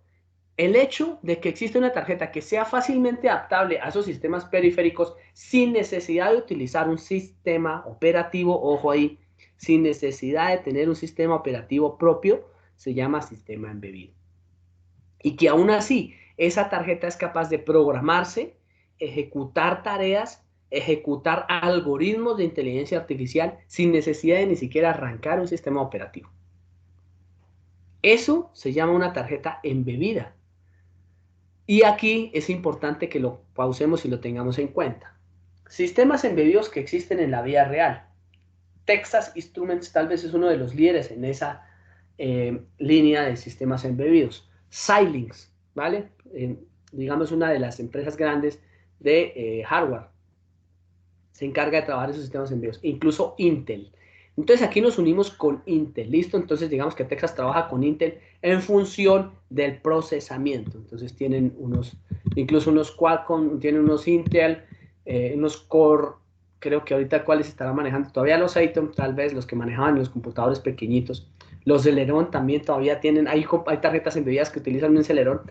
No necesitan nada más, ¿listo? O sea, por ejemplo, yo no necesito trabajar con un sistema embebido por ahí a 50 megas. 50 MHz, o sea, tienen muchísimas menores prestaciones, pero evidentemente están orientadas a trabajar en lo que yo necesito. Esto era como cuando, en su momento, y creo que aún lo hacen, alguna persona necesitaba alguna aplicación, por ejemplo, el de las rocolas. ¿Han visto el sistema operativo de las rocolas, mis estimados ingenieros de software? Muchachos, ¿no han visto una rocola? Yo sí, profe. Sí, ¿no? ¿Todos? ¿O no les gustan las rocolas? Sí. Claro que sí, todo el mundo ha visto una rocola en esto, digamos. Correcto, usted se va a la rocola ya. Entonces voy a mostrarles cómo quedaría. Voy a colocar aquí una rocola, para que vean que es sábado, ¿cierto? Y en estas rocolas, cuando ustedes las abren, las de mercado, bueno, abramos una de estas, tiene adentro un sistema operativo de Windows XP. A ver si me abre por aquí. Vea esta, de carritos y todo existe. Allá está la cara de Vicente y por aquí en esto tiene una pantalla. Obsérvenlo. Tiene la pantalla, tiene el teclado y tiene los dispositivos periféricos que se encargan automáticamente de amplificar el audio. Y de hecho lo saben vender. Mira, aquí están los dispositivos periféricos, pero en su interior siempre debe tener un sistema operativo que arranca de manera directa al sistema operativo y ese sistema operativo de manera automática ingresa a la rocola y no deja que se abra la pantalla de Windows XP y me muestra el menú. Eso es diferente, pero tiene un sistema operativo y eso consume enormemente recursos del sistema. Para una aplicación de estas, por ejemplo, necesito almacenar música y no más. Yo no necesito comprar un disco duro, comprar un procesador, comprar unas determinadas aplicaciones, porque se me vuelve grandísimo. Mire esto como es de grande, sino que lo que hago es comprar una tarjeta embebida. ¿Listo? Y les voy a mostrar algunos ejemplos que ustedes tendrán que ahorita realizar unas matrices de trabajo donde adquieran o digamos reusen o tenga unas características específicas. Vamos a ver una imagen de estas, cualquiera. ¿Listo? Entonces, la más básica y que la imagino, yo supongo que ustedes usaron esta en su curso de IoT, la Arduino. ¿La han escuchado? Sí, profe. ¿No? Señor. Entonces, digamos que pronto para las personas de software, la tarjeta Arduino es simplemente una tarjeta madre, pero muy pequeña. ¿A qué hablamos con muy pequeña? Voy a abrir esta comparativa, por ejemplo. Esta Arduino, esto número 1, tiene unos tamaños muy, muy pequeños. Yo podría decir que está aproximadamente por ahí en unos 6 centímetros por 6 centímetros. Entonces, ustedes comparan ese tamaño de 6 centímetros por 6 centímetros versus la tarjeta madre que tiene su computador portátil, que si es de 17 pulgadas, pues evidentemente tendrá también unas 17 pulgadas de ancho. Es gigante, ¿cierto? O sea, lo comparan ustedes con una board y digamos que pues dejaría mucho que desear. Mientras que esta, observe, tiene sus conectores listos, mírenla. Sus puertos USB, su puerto de alimentación, sus entradas, salidas específicas, tienen en su interior los chips de disparo, de trabajo, su puerto mini USB Y esto exactamente igual que lo que tiene este celular. Y este celular en realidad al final, aunque tenga un procesador, observen lo que está aquí, un procesador, ¿cierto? Que sea Intel, que sea lo que ustedes quieran, ¿cierto? Y que utilice un Snapdragon o alguna cosa de estas, ¿listo? De sistema operativo, sigue siendo una tarjeta electrónica robusta. Si ustedes observan eso, pues de manera específica se podrán dar cuenta que esto brindaría muchas oportunidades. Y miren que en el celular ya lo tenemos, digamos, inmerso. Está aquí el Arduino, están aquí los periféricos. Cuando ustedes destapan un celular o ven al técnico, el destapan los celulares, está aquí los periféricos que pueden conectar. Obsérvenlo aquí, está aquí la cámara, está todo conectado de manera directa. Están sus puertos, están todos los periféricos para que puedan acceder. Digamos que eso no era tan visible hace unos años y nosotros teníamos que acudir a pedir. Y que incluso a lo que iba, hoy en día alguna gente todavía utiliza un computador para hacer una aplicación como la de la Rocola. ¿Por qué? Porque no saben programar la tarjeta en hardware. No saben seleccionar el Arduino, la tarjeta embebida. Entonces existen marcas tantas como ustedes quieran. Entonces muchísimas. Vamos a mirar algunas. Entonces vamos a sentarnos en abrir y observar algunas, digamos, miremos algunos tops, ¿cierto? De los sistemas embebidos para que ustedes los puedan trabajar. Es importantísimo que ustedes lo observen. Entonces, digamos que, no sé, vamos a ir a una Texas. Ustedes se van a Texas. ¿Texas qué? Instruments. Y entonces ustedes dicen Texas Instruments. Y en Texas Instruments, de manera automática, van a poder encontrar en su página procesamiento o tarjetas de procesamiento embebido. Entonces miremos algunos productos, ¿cierto? Y dentro de esos productos, digamos que busquemos no microprocesadores, sino directamente a ver si encontramos aquí alguna tarjeta. Denme un segundo. Por ejemplo, estas, ¿cierto? Son pues, tarjetas programables, estos amplificadores programables, pero espérenme 5, busco microcontroladores, a ver qué tenemos. Estos son solamente los microcontroladores específicos. Denme un segundo a ver qué podemos encontrar por aquí. No sé, voy a seleccionar alguno de estos, a ver, interface. Estos son de protección, estos son, digamos, como los periféricos que ustedes pudiesen encontrar para cada uno de ellos. A ver, un segundo. Aquí debería haberme aparecido los sistemas embebidos. Manejo de potencia, aislamiento. A ver qué tenemos aquí. Protecciones. Sensores no, seguramente estos son para las tarjetas. Miremos aquí a ver qué tenemos de tarjetas específicas. A ver, vamos a ver si hay alguna de aplicaciones. Voy a buscar alguna de aplicación fuerte, médica. A ver si me sale alguna referencia. Esto, y ustedes van a poder encontrar, por ejemplo, miren, este tipo de cosas que están hechos con tarjetas embebidas. A ver que se me venga una a la cabeza. Tarjetas embebidas para buscarla aquí. Entonces, una Texas.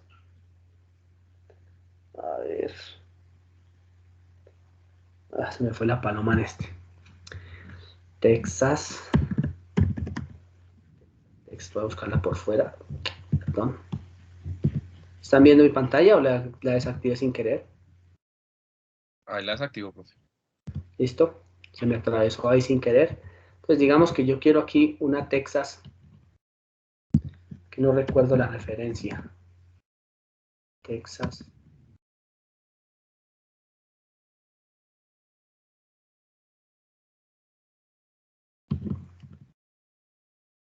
IM. Listo, por ejemplo. A ver si por aquí no está directamente en la página de Texas, que me gustaría más. Texas. Bueno, busquemos la primera que nos salió. Listo, entonces, esos computadores o esas tarjetas embebidas que lo que quiero es verla, tienen en su interior unos procesadores. Observen esta. ¿Listo? Su referencia es Nexus, ¿vale? Y es un sistema, hizo una caja, ¿cierto? Embebida para PC. Observen ahí. Observen cómo se incluye. ¿Listo? Pues esto digamos que ya es de trabajo fuerte. Miren cómo viene de robusta. Incluso tiene su espacio para la pantalla y todo este tipo de cosas. Donde ustedes pueden hacer maravillas con esta Texas, con esta tarjeta embebida. Y pueden, digamos, procesar datos para un equipo médico muy duro, muy fuerte. Miren las Texas cómo vendrían con sus, digamos, expansiones y qué sistema operativo pudiese soportar. También lo podemos utilizar. ¿Vale? Tarjetas de extensión. Voy a buscar otras. Listo. Que utilicemos. Texas.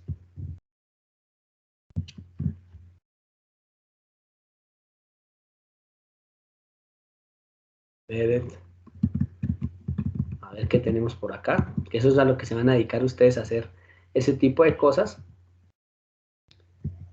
A ver, por aquí. No sé, miremos este acá, a ver. De ingeniería. Esto, entonces tenemos algunas tarjetas. De hecho, aquí en Colombia han desarrollado algunas tarjetas de estas de manera interesante en nuestros, digamos que es más como un curso, ¿cierto? Miremos a ver si por aquí tenemos alguna específica. No, estos no son los MOOCs. Busquemos una menos frecuente. Entonces busquemos un sistema embebido, a ver qué nos relaciona. Y por aquí las tarjetas que haya ejemplos. Seguramente, vamos a ver si por aquí hay alguna de ellas. Dentro de esas marcas está Texas, está Samsung, ¿cierto? Está Raspberry. Esas ahorita vamos a hablar más adelante. ¿Listo? Para que ustedes la puedan observar claramente. Entonces, por aquí va a haber alguna Texas. No la encontré. Listo. Voy a buscar entonces la Raspberry Pi. ¿Le suena ese nombre, Raspberry? Sí, claro, profe. ¿Dónde la han escuchado? En electivas de IoT la trabajamos tanto simulada como físicamente. Eso, por ejemplo. En esa Raspberry Pi, que nosotros lo que buscamos, ¿cierto? Es una tarjeta que es muy intuitiva. ¿A qué me refiero con muy intuitiva? Que viene para programar en hardware. Entonces, por ejemplo, para nuestros amigos de software, estas son exactamente lo mismo que un computador, pero ahora en lugar de configurarle en el backend o en el frontend la instalación de un determinado programa o, digamos, el trabajo con una determinada aplicación o la programación específica de algo de forma directa o una plataforma visual y demás, yo lo que hago es afectarla o programarla a nivel de hardware. ¿Listo? ¿Cómo la afecto o la trabajo a nivel de hardware? Entonces, yo lo que busco, evidentemente, es que yo pueda, digamos, programarla a mi acomodo. Limitaciones. Esto se llama programación a bajo nivel. Entonces, la programación a bajo nivel tiene una diferencia de la programación a alto nivel, que la programación a bajo nivel se hace con bits, con bytes y variables de este tipo. Entonces, la suma, las restas, todo ese tipo de cosas. Digamos que cambia normalmente a lo que en la programación de alto nivel es algo inherente, ya se sabe qué pasa. Entonces, si yo quiero jalar el máximo en un alto nivel, pues para mí no me provoca ningún problema. Pero si yo quiero sacar el máximo de unos datos a bajo nivel, digamos que es mucho más lento por el tipo de programación. Hoy en día, digamos que ya lo podemos hacer con C, con Java, programar todo este tipo de tarjetas, sobre todo con con C, y funciona muy bien. Miren esta, Raspberry Pi. ¿Listo? Un computador de $15. Tengan muy en cuenta esto, porque eso significa que los 500 o $1000 que se están utilizando en comprar el computador que tiene al frente, perfectamente lo pueden hacer con $15. Y las prestaciones que yo necesito para poder manejar esto, Raspberry Pi, pues digamos que son relativamente sencillos. ¿Qué tiene? Pues es una tarjetica que te da unos periféricos y que a medida que yo la voy usando y voy estableciendo qué es lo que yo quiero, pues a esa Raspberry Pi, observen que ahí tiene su propio procesador Raspberry Pi, ¿cierto? Su propio sistema, aquí está la tarjeta, pues yo le voy adicionando lo que yo quiera. Por ejemplo, miren este. Entonces yo le puedo adicionar una cinta que me conecte la cámara web con sus respectivos periféricos. Y a esto me refiero con los periféricos. Entonces le voy conectando lo que yo quiero. Y desarrollen ustedes un celular de esos viejos que no les sirva. No importa que sean para romperlo, para botarlo, pues él tiene nada más y nada menos que sus periféricos. De ahí vienen las tarjetas embebidas. Entonces al final las tarjetas embebidas se convierten en lo que yo tengo aquí. Supongamos los mouse, todos los valores electrónicos o todo lo electrónico que se está haciendo y que además es programable a nivel de hardware. Entonces les va a permitir, digamos que, funcionar de manera espectacular.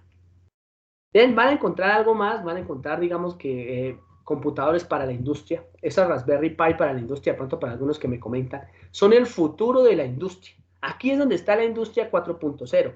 La industria 4.0 tiene un inconveniente y son los controladores lógicos programables. Y aunque ustedes no lo crean, ustedes dirán, profe, pero ¿por qué eso es un inconveniente si eso está funcionando? Fácil, miren cuánto vale un PLC Siemens. Mírenlo acá. Ese es uno solo, vale 11 millones de pesos. Para implementar una sola tarea. ¿Listo?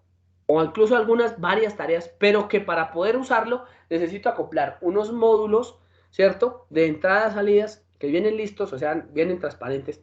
Y además comprar la licencia de software y así sucesivamente hasta que cuando yo voy a hacer una implementación para una planta industrial, perfectamente me puede salir en 50 o 100 millones de pesos los solos dispositivos.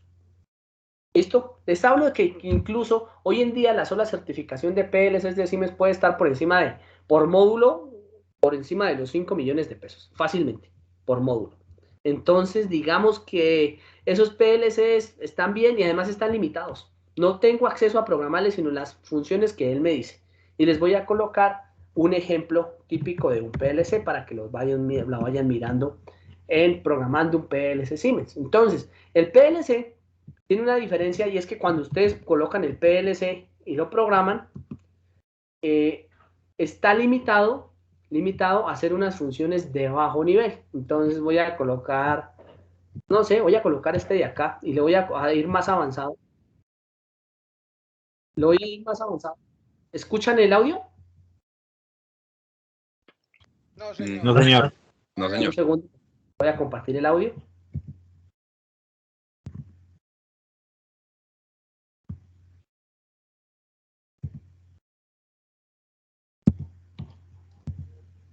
¿Listo? Ya ha sido compartido el audio. Por favor, ¿me confirman ahí?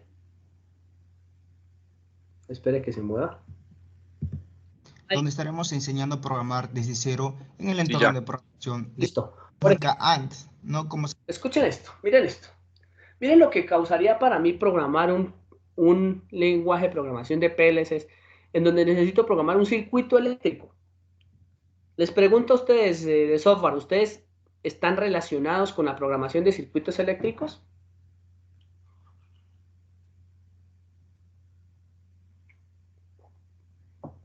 ¿No hay nadie de software que se haya quedado?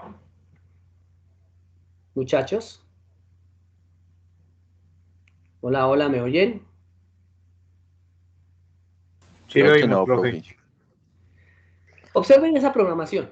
Y ustedes pueden ser los mejores programando React, los mejores programando front-end, back-end, pero les colocan esto y nuevamente no es el perfil. Es imposible intentar llegar a hacer programación de hardware y de software, que lo mismo nos pasa a nosotros cuando vamos al software, ¿cierto? Y a veces nos causa más problemas. Pero, por ejemplo, para intentar establecer un AND, yo tengo que tener el conocimiento del equipo eléctrico. Miren, este es el pin físico que yo tengo. Este es un pin físico que yo conozco en un PLC y que además no le puedo hacer nada más. No le puedo hacer operaciones de transformación. Aquí es lo que diga el software, mírenlo. Por ejemplo, este es el software de programación. Y a mí yo no le puedo ingresar sino las operaciones que él me diga. Entonces digamos que es limitado. Y además de eso tengo que pagar 50 millones de pesos por un par de comunicaciones de esas. Es por eso que el IoT se convierte en el futuro. ¿Cierto? Digamos que aunque el 99% de las industrias en el país y en el mundo están invadidas por PLCs por confiabilidad, lo más importante es que seguro vamos a migrar a las tarjetas embebidas. Y esas tarjetas embebidas podrán hacer parte o no de un PLC, ¿listo? Seguramente hoy ya lo hacen, ya hacen parte de PLCs, ¿listo? Para montar su propio sistema operativo, pero que, digamos, nosotros hacemos el llamado a que esta pueda ser una forma de poder comunicar tanto el hardware como el software. El PLC es muy limitado y el PLC viene listo, el PLC nos hace todo eso. Sin embargo, el software nos limita para la programación. Entonces, eso es lo que llamamos PLCs, marcas de PLCs conocidas. Entonces, les voy a colocar aquí algunas. Entonces, PLCs. Siemens. A ver si de pronto nos sale aquí en Wikipedia algunos y si no los agregamos. ¿Listo? Están. Schneider Electric. A ver si nos aparece aquí. Siemens tal vez el más importante. No aparecen por aquí ningunos. Vamos a ver si buscamos marcas PLC. Allen Bradley, ABB, etcétera, etcétera, etcétera. Miren. Entonces, PLCs hay tantos como ustedes consideren. Entonces, Siemens, ¿cierto? ABB, que es británico. Siemens, que es alemán. Omron, no recuerdo dónde es Omron, pero creo que es alemán. Mitsubishi, Schneider, Delta, Hitachi, General Electric, Honeywell, Bosch, Festo y los chinos. Xingye, Fatec, Cetec, Keijenberg, Electronics, Seton y Wago. Y muchísimos más. Cualquier cantidad de PLCs. ¿Qué ocurre con estos PLCs? Observen, necesitan un software adicional, por lo tanto no son embebidos. ¿Listo? Tienen que tener el apoyo de software para poderse programar, comunicarse con el computador. El computador le manda unas instrucciones, lo configura en su interior y ahí sí ejecuta la tarea que yo le estoy solicitando. Por eso es cara. Aquí está. ¿Listo? La tarjeta embebida, no. La tarjeta embebida yo la configuro, le configuro sus entradas, salidas y le envío los datos y él me captura el sensor y después yo solamente quito el sensor. Si se me daña, lo quito, lo pongo y ya. Y lo único que tendría que hacer en esta Raspberry Pi es colocarle su tarjetica, su cubierta, mírenlo acá. Entonces, si yo logro colocar esa cubierta de manera específica, miren lo que puedo llegar a hacer. Miren acá. ¿Listo? Y es generar una tarjeta cerrada, pequeña, de prueba, donde me permita trabajar de manera directa. Por aquí debe haber el kit, y el kit viene con la cubierta. Por ejemplo, esta, mira, tiene ya su periférico del teclado. Como al final el teclado no es sino una recepción de señales en código ASCII en los 255 estados, pues ahí ustedes lo van a tener. Tiene una Raspberry Pi miniatura, una Raspberry Pi 4, y evidentemente que en función de esto, pues va cambiando el precio y van cambiando los periféricos. Entonces ustedes deben seleccionar para qué les sirve, cuándo les sirve, y en función de eso también, pues el costo. ¿Listo? Todo esto puede parecer, y yo creo que esta sería la primera con la que trabajaríamos, y aquí está, miren la Raspberry Pi, esto, con sus periféricos, y ya con su cubierta, con su carcasa para que la trabajen. Ustedes la pueden reprogramar. Esto sería equivalente a tener esta Raspberry Pi 400, a tener un BlackBerry, recuerdan esos BlackBerry, pero programables. O sea, que les haga lo que ustedes quieran. Y desde el periférico, por ejemplo, ustedes puedan ir y conectarse a un proceso cualquiera. Y ahí en eso pudiesen programar todas sus aplicaciones médicas, conectar sus sensores médicos, conectar sus aplicaciones médicas. Y ahí usted llega, lo programa, le dice, venga, ¿qué quiere que le mida? Quiero que le mida la saturación. Listo. ¿Quiere que le mida el sensor de manera inalámbrica? Porque también tiene receptores inalámbricos aquí. Listo. Que le mida todos los, digamos, las posibles, ¿cierto?, mediciones del cuerpo humano. Ahí se lo puede programar usted. Son reprogramables y por eso son tan importantes a la hora de hablar de IoT.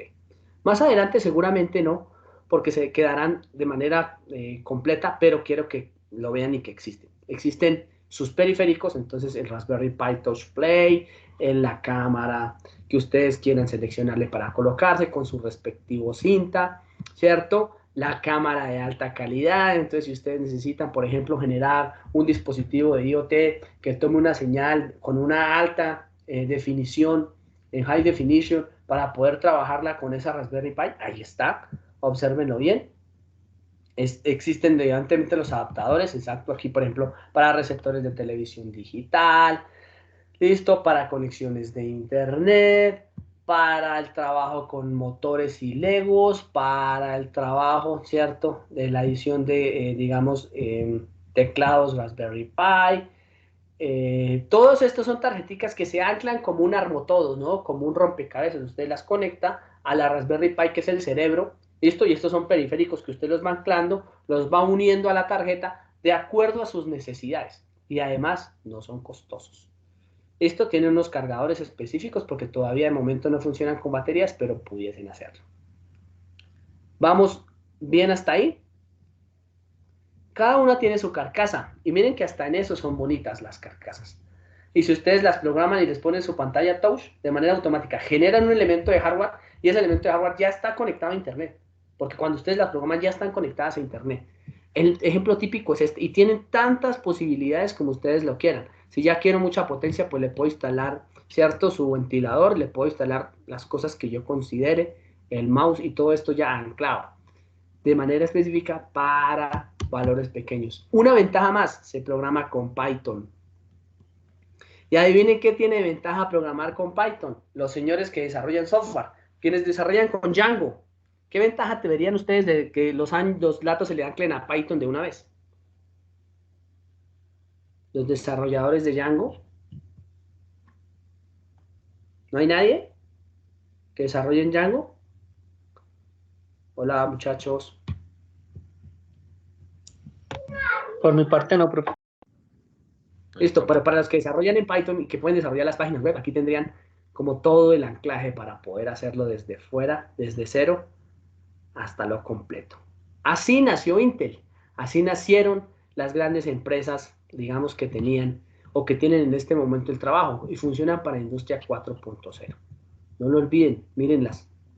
Están para Industria 4.0 e incluso ya tienen las cajas que se protegen para poder trabajar con ambientes limpios. ¿Listo? Tienen su software, ¿cierto? Su mismo sistema operativo. También podrían instalar su sistema operativo Raspberry Pi. Pudiesen no hacerlo. Aquí le pueden almacenar un Linux. Ustedes le pueden colocar un Apple, le pueden colocar el que usted quiera. En el Apple, bueno, tendríamos que mirarlo con detenimiento para ver si funcionan. Pero sí, mírenlo, aquí lo tienen. Ubuntu, ¿cierto? Y lo pueden programar desde ahí, si ustedes quieren, y si no lo programan desde cero, documentación, etcétera, etcétera. ¿Qué otras pudiesen trabajar aparte de las Raspberry Pi? Entonces, nuevamente, voy a buscar, espero no se me pierda lista, las Texas, sistemas embebidos, con ejemplos. Texas es tal vez los que van más avanzados en esta parte que yo he podido ver, ¿cierto? Con esas Texas, digamos, ARM. Entonces, las Texas ARM son tarjetas que se utilizan, evidentemente, como sistemas embebidos. ¿Listo? Son capaces, y hoy en día nosotros, digamos, yo lo he hecho, de trabajar con inteligencia artificial. Y les voy a mostrar el ejemplo típico para que ya, digamos, finalicemos la clase. Ahorita nos vamos a trabajo individual y aunque estamos conectados, yo voy a estar con ustedes, digamos, por sesiones, por salas. Les voy a mostrar lo que se ha hecho. Entonces, la plataforma que nosotros creamos el año pasado se titula Pico. Esta plataforma, obsérvenla, es una plataforma que es capaz de enlazar dispositivos en Raspberry Pi 3, ¿cierto? Nodos, digamos, tarjetas de Raspberry Pi 3 que captan datos de estaciones telemétricas, ¿listo? A un gateway, ¿listo? Un dispositivo de telecomunicaciones que está en una Raspberry Pi 4 que recibe todos los datos y está conectado a internet. Y esos datos de internet me los carga a una plataforma de software. Obsérvenlo. De tres tipos. Estación. Entonces aquí me está midiendo el nodo. Entonces aquí me muestra el nodo. ¿Listo? Me muestra la red, porque también puedes estar en una red específica, Wi-Fi, Bluetooth o Zigbee. No importa. Cualquiera de los tres. Pueden estar en redes diferentes para que no se interfieran los brokers. ¿Listo? Es decir, ¿qué significa que sea broker? Que usted está publicando datos o que usted está suscribiéndose a los datos. Eso es otro tipo. Sensores o actuadores, mírenlos, identificados por dirección MAC, etcétera, etcétera. Esto es, digamos que al inicio es un trabajo fuerte, pero esto es como el que toma datos y después de que lo pone a funcionar, ya está el estado actual, ¿listo? Si usted lo coloca en on, lo coloca en off, a medir, o no lo coloca a medir, ¿cierto? Si usted necesita agregar un sensor, entonces le pone JJ y la medida que quiere ser es temperatura. ¿Listo? Agrega el sensor, tiene que colocar la dirección MAC para que él se lo reconozca, pues evidentemente aquí me lo puede agregar, pero si no tiene una dirección MAC, evidentemente que no lo va a permitir. En un segundo le colocamos una dirección MAC 00 06, 4D, 2D, pongámosle 88, 87. ¿Listo? Y ahí le agrego el sensor y él me permitiría agregar ese sensor. ¿Listo? Lo agregó, no sé si lo dejó aquí afuera, porque digamos que como es un demo, lo debería dejar aparecer aquí, lo agrega, ¿cierto? Me permite regresar a la página principal, vuelvo a ingresar a los demos, vuelvo con un usuario a autenticarme, y miren que este sería el nodo, esto sería una tarjeta, una sola tarjeta. Esto vámonos a un ejemplo específico de aplicación de sensores del cuerpo humano. Una tarjeta sería una persona, con todos sus sensores, una sola persona. Un gateway sería una familia, ¿cierto? Entonces en el hogar, en el mismo gateway, donde están conectados todos, pues van a estar todos los sensores de toda la familia. Y en ese gateway voy a poder observar toda la información de la familia. Entonces aquí está la persona número 1, ¿cierto? Aquí va a estar la persona número 2 y aquí va a estar la persona número 3, categorizados por sensores y actuadores. Observen lo que esto se hizo a nivel de gateway, donde van a tener brokers privados, donde nadie puede ver sus datos, broker públicos, donde todo el mundo pueda entrar y publicar sus datos, redes, es decir, gente que se quiera adherir a la red y se conecte en modo Wi-Fi, Bluetooth o Zigbee, para que diferencie quiénes están conectados a la red que yo mismo creo. ¿Quién crea esa red? El gateway. Esto la puedo configurar para que yo la cree. Puedo crear varias redes Wi-Fi, en donde digamos en una red Wi-Fi estén conectados unos en otros para evitar interferencias. Esto, y evidentemente pues cómo observar el administrador.